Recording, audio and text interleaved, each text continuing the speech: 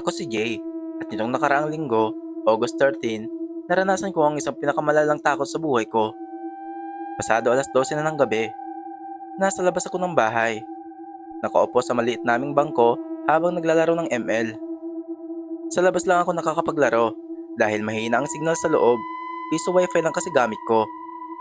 Tahimik ang paligid, tanging kuliglig at hampas ng hangin sa dahon ang maririnig.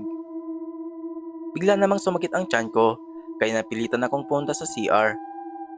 Wala kaming ilaw doon, kaya flashlight ng cellphone lang ang gamit ko. Habang nasa loob ako, biglang may kumatok sa pinto. Napatigil ako.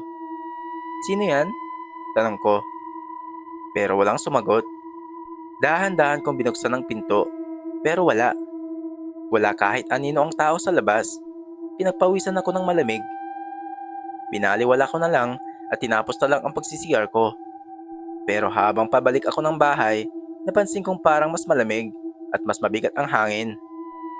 Sa gilid ng liwanag ng cellphone ko, may nakita akong anino. Nang malinawan ang mata ko, doon ko nakita isang nilalang na nakabalot ng puting tela mula ulo hanggang paa. Hindi ito naglalakad, tumatalon ito. At bawat talon niya, malalaking hakbang na parang ilang metro ang nararating, palapit ng palapit. Nanigas ako sa kinatatayuan ko. Gusto kong sumigaw pero walang lumalabas sa bibig ko.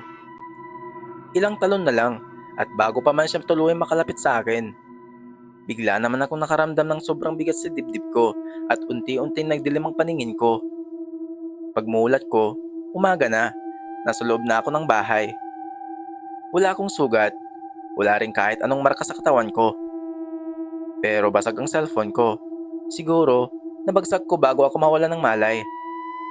Hanggang ngayon, iniisip ko kung anong nangyari matapos akong nawalan ng malay. Sino ang nagdala sa akin sa loob at bakit wala man lang nakarinig sa paligid? Simula ng gabing iyon, hindi na ako lumalabas kapag lagpas na ng alas 10 ng gabi. Sa totoo lang, kahit piso wifi, hindi na sulit kapag kapalit naman ay buhay mo. Kahit sino naman, alangan naman ipagpalit yung piso sa buhay niya. Yun lamang po ang aking kwento.